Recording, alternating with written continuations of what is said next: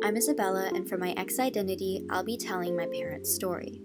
I wanted to do this photo album kind of scrapbook mix because my parents have been doing photography ever since I was born, so I thought piecing everything together was a cool way to show their timeline.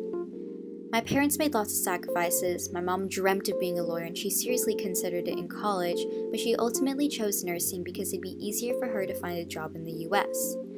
Meanwhile, my dad had his dream job as an engineer in the Philippines, but when he moved to the US, he had to leave that job and become a photographer.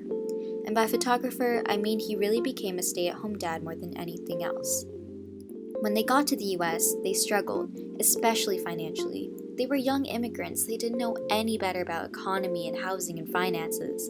And because of that, they were victims of the 2008 housing crash. So the price of our home got very high and they struggled selling our old house and buying a new one. Things slowly got better though. We recovered financially, we visit our family in the Philippines and they visit us, and I'd like to think that we're in our happily ever after. I think it's cool the role photography has played in my life. It ranged from being a hobby to my dad's source of income to something that symbolizes and shows my parents' lived experiences and sacrifices as immigrants.